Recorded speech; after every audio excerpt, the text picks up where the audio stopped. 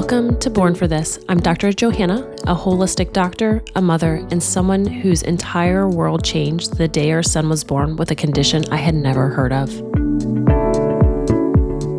And I'm Peter, entrepreneur and father.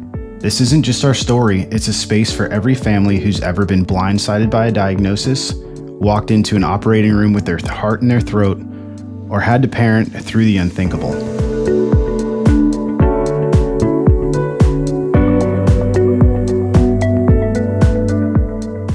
In today's episode, we want to take you back to where it all began, the moment everything changed.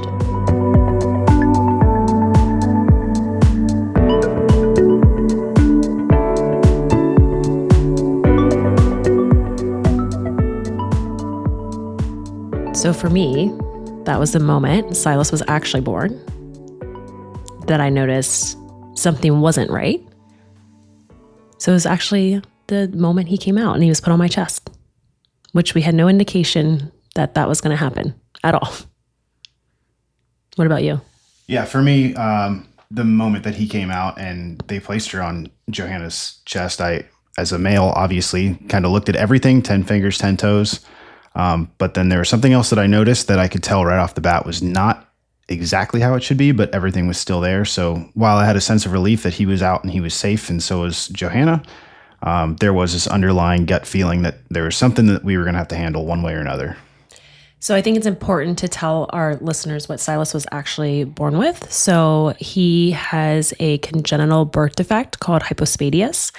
And for anyone that's not familiar with this condition, it is technically it's like a midline defect, which means when in utero, when the baby is developing, like in the early weeks, the tissue didn't really navigate to where it was supposed to. So in a nutshell, his urethra was not in the right location, which it would, for a male, be at the tip of the penis. But for him, it was at the base of his penis, above his scrotum. And it also, he had an associated condition called Cordy, which I kind of think of like a tongue tie, but for your foreskin, because it's really latched down.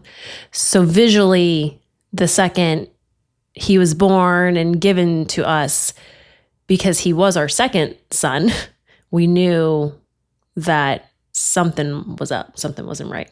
And then, do you remember the midwives? Yeah, I remember the midwives essentially suggesting that it might be a thing called hypospadias, which I never heard of it. I never thought of it.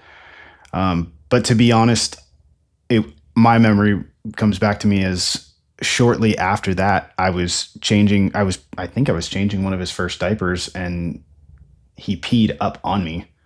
And with him being so small, we couldn't really tell if there was an issue or not, or if it was something to worry about, but him peeing up at me was kind of a good sign. We thought that everything was okay. And I might've just jumped a little bit forward, but I remember thinking in that case, like, okay, well, we don't really know what this is, but it can't be that bad if he's able to pee like up and out.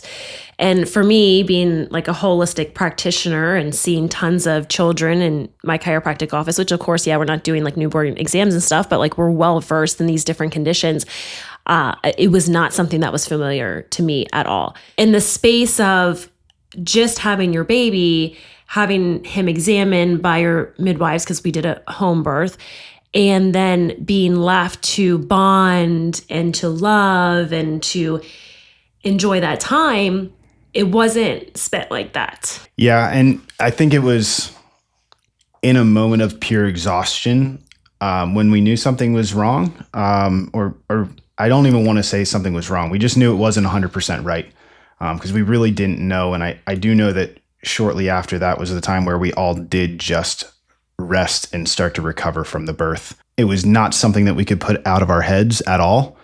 It was something that certainly was there and gave us a tense, uncomfortable feeling for the first, a long time, not the first couple of days, but it took us a while to actually figure out exactly what was going on and what that path would look like for us.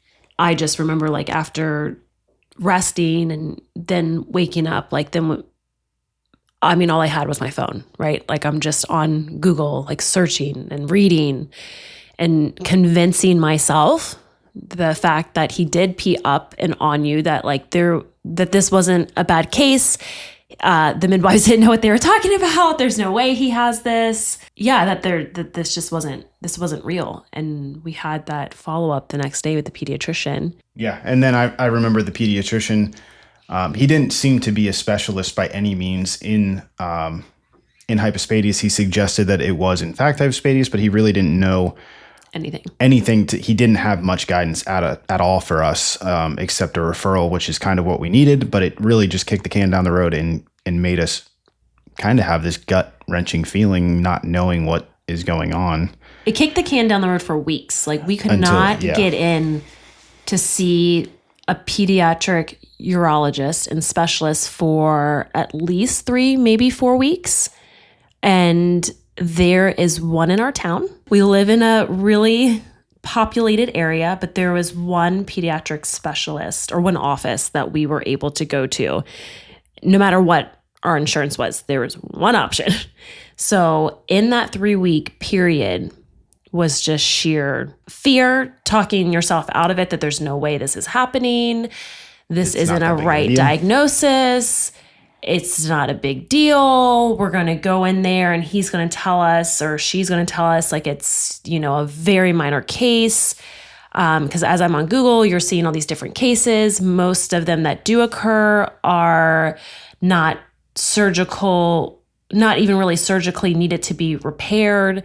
But through the research, we did find out that it is the 3rd most common birth defect in males, but nobody talks about it. Because why?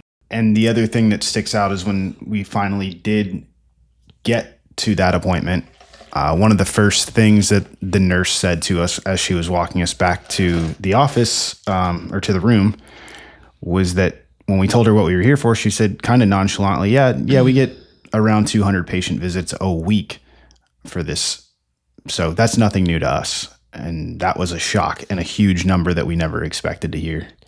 And then I am probably going to get super passionate when we talk about our actual appointment with the specialist, because that was like an effing nightmare, to be honest. Like, I remember just before we went up crying in the car, because like, here we are, we're about to go into this office. We're about to really know what our son has, what the outcome is, how we're going to navigate this, how we're going to manage it.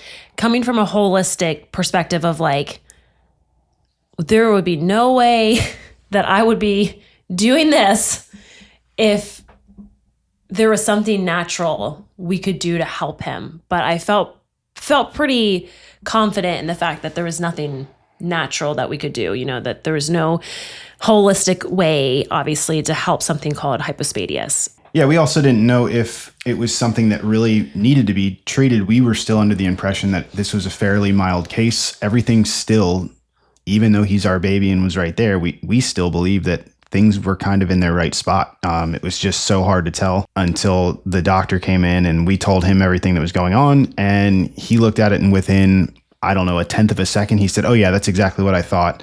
It's a pretty severe case." And then he pointed out where his urethra actually was. Even though there was a dimple in the right spot that looked like everything was in the right spot, it turned out that that was not the case, and that it was something more serious, which was the worst case scenario for us, only to have him kind of downplay it and tell us it was no more serious than a circumcision that we were looking at.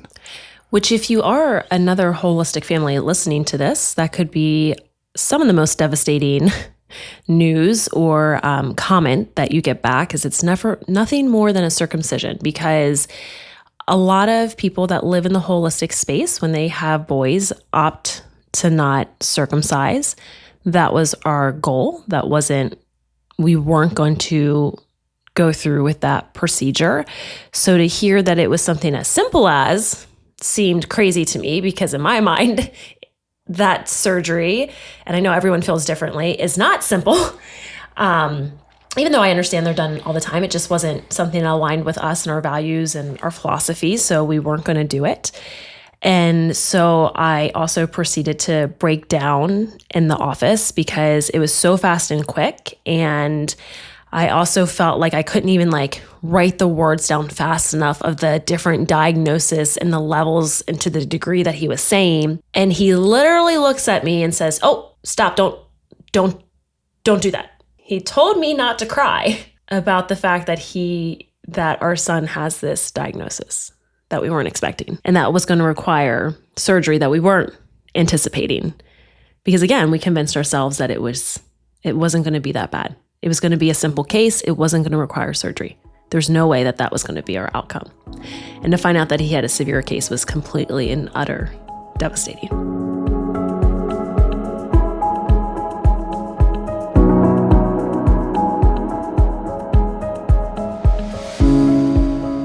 To continue on with that, we were also told at this appointment that it was not, like I said, not anything more serious than a circumcision. And when I asked him what kind of results we could expect from these surgeries or from the surgery and how could we correct this, he said something to the extent, I don't remember the exact quote, but it was that good is the worst enemy to perfection, which was not something as brand new parents on round 2 here wanted to hear about their newborn baby, is that we can do it, but it won't be perfect.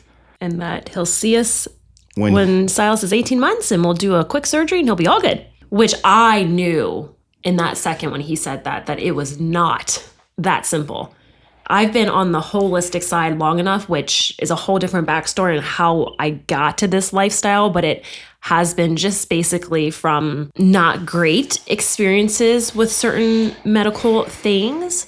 So I'm always like ingrained in my soul to just question what they say. And when it was as simple as like, yeah, we'll just, see ya when he's 18 months and we'll just do that and he'll be all good, I felt very dismissed by him, not properly educated by this only provider in our area, and just handed and shuffled right off to the front office to schedule that appointment.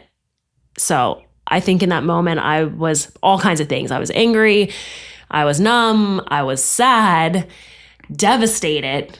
And quite sure that he was not going to be the one touching or something. And absolutely positive that we would get another opinion, because that couldn't be true. And I literally think that by the time we got home, like later that day, I had jumped on Google, started researching, and was like, who else can we get a consult through? Because this guy, he won't touch our kid. There's no way. And I found a specialty center for hypospadias in Texas. Before we had contacted them, though, I had already been in the Facebook groups prior to this appointment, because like I said, there was weeks before we could even get in to see this specialist. And I'm reading horrible things about botched surgeries, how bad the surgeries can be, kids going and trying to get additional repairs because the surgeons didn't do it right, and all of this stuff.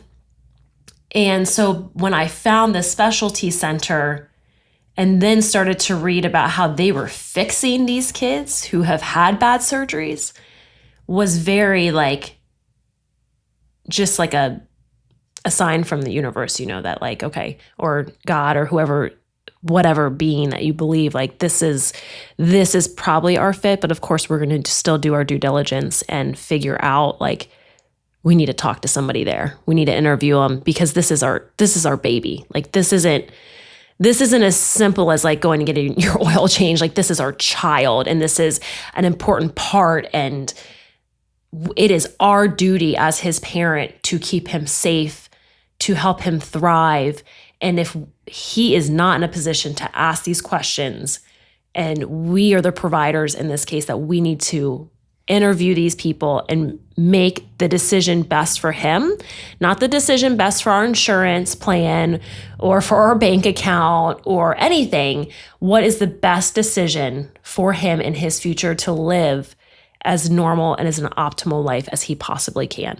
Hopefully a life that he would never feel affected by this is the goal. Yeah, and a lot of people, and including us, thought really hard about not doing anything. Our child was born like this, and we felt that we needed to strongly consider leaving him in the way that he was born. But after a fairly quick amount of research, we felt that the best path to protect him is not only for physical use of everything, but also for his mental capacity and dating and all kinds of things in the future, that we had to move forward and take care of this on his behalf, which was a hard decision being from a holistic minded family, but we knew we had to, and we knew we were going to provide him with the best decisions and support and everything, no matter the cost, no matter what it took, because we were going to figure out what the best was and then figure out the rest later.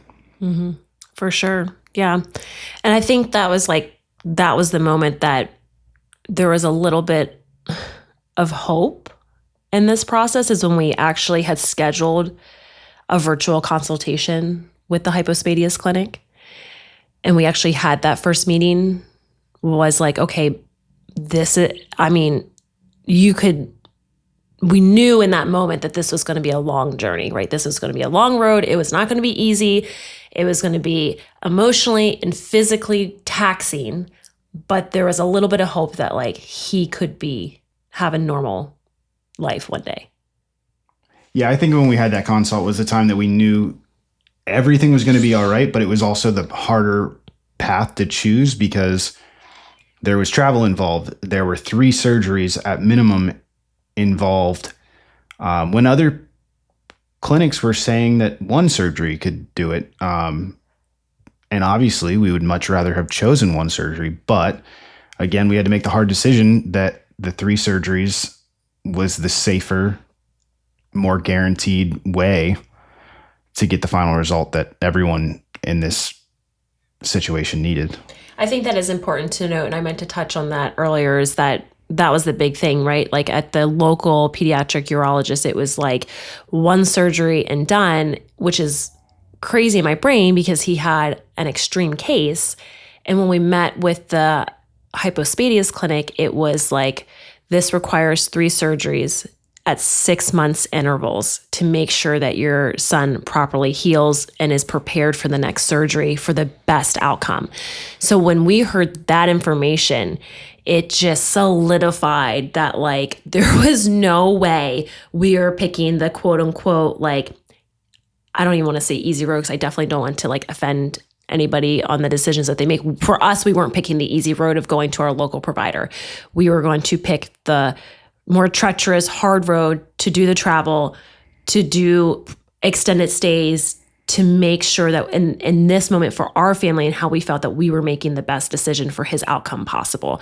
Because he had an extreme case. So I know in my heart that if we did what the surgeon locally told us to do, that we would have still ended up at the Hypospadias clinic trying to correct what was not properly done.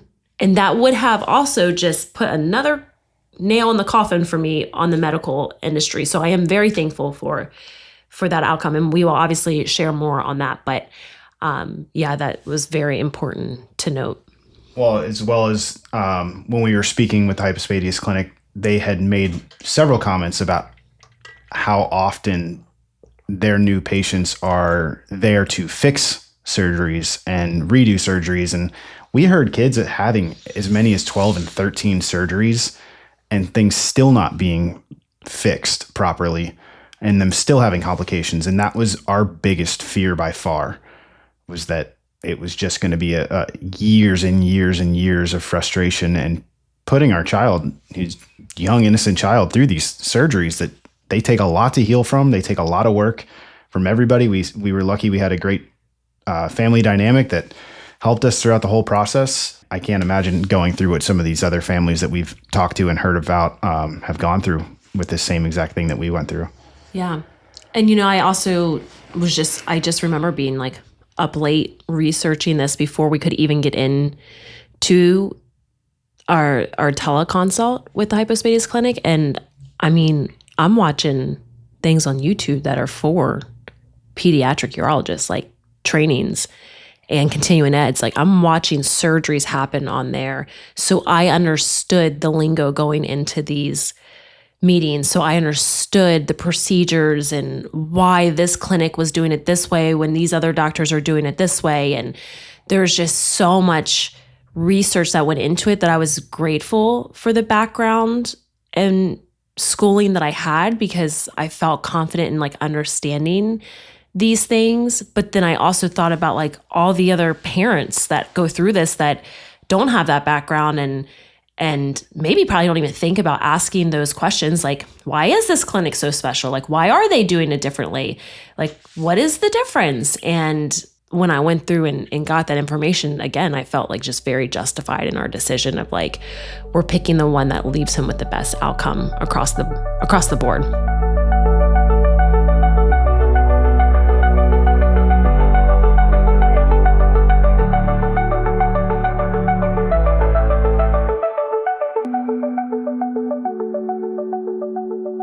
Lucky for me, I married a well-educated doctor who aligned very well with the way that I was brought up. And so I leaned on her a lot for the research, and I think she leaned back on me for the emotion and handling things as they came. But no, I don't think, not that this was your question, but looking back on it, I'm thankful that I can say that we wouldn't do anything different.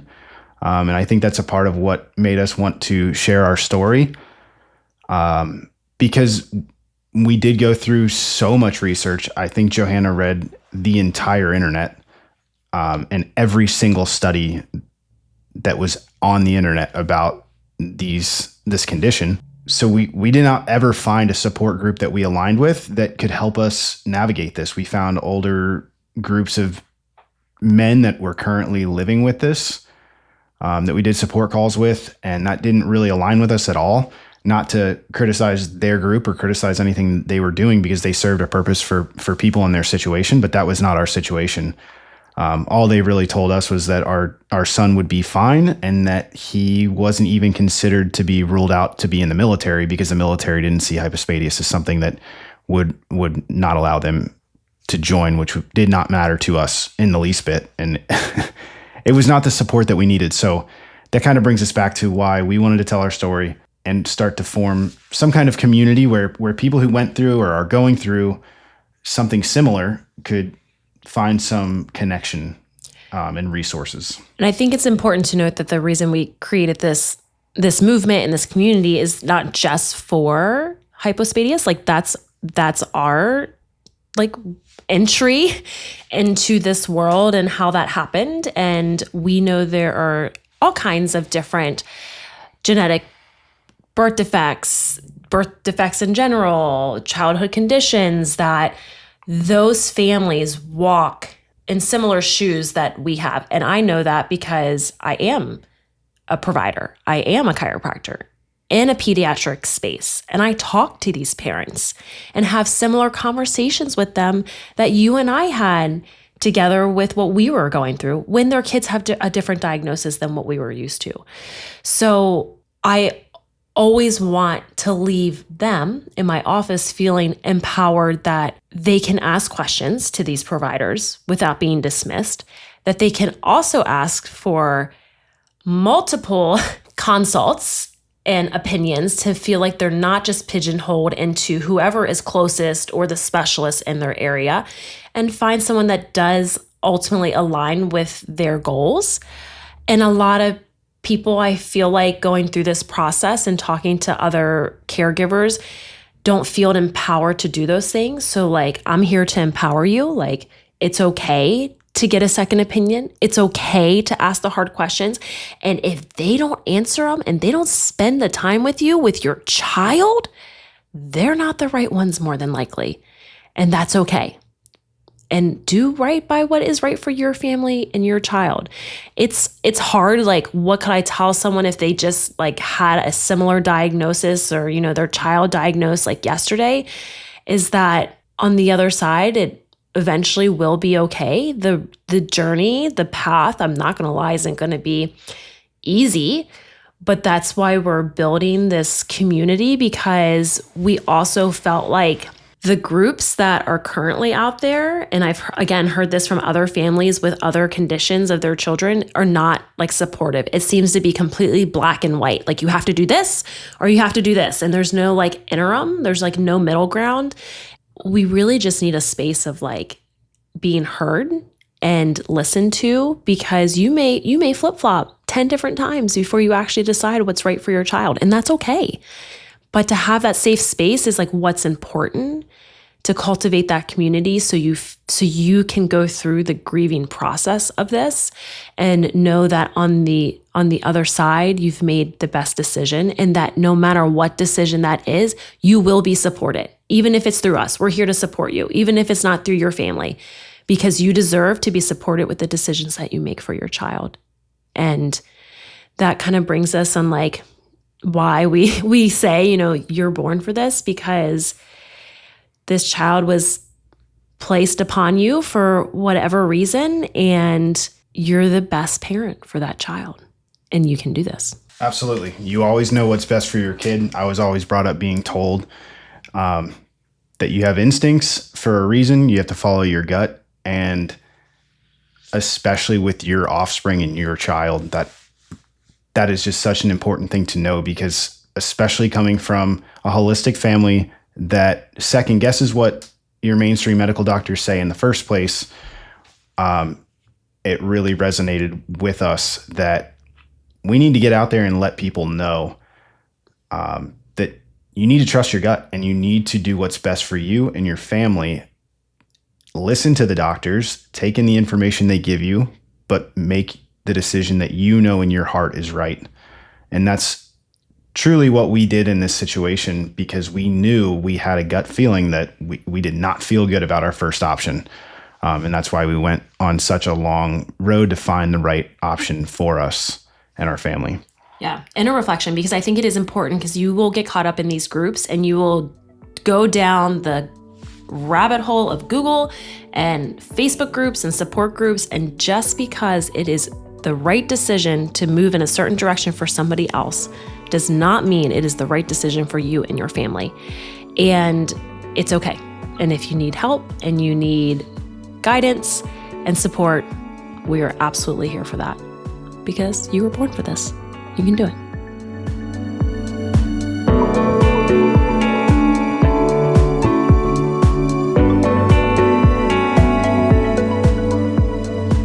If you are listening to this in a hospital room, or sitting in your car, or scrolling through podcasts trying to find a sign that you are not alone, this is it. We don't have all the answers, but we do have a story. And we know that healing begins when stories are told. You were never meant to carry this alone, and I hope you remember this one thing. You were born for this. If this episode resonated with you, please subscribe, leave a review, or share it with someone who needs it. If you've got a story of your own, we'd be honored to hear it. Visit our website at borntforthisstories.com and click the Share My Story button. This is just the beginning. We are so glad you are here.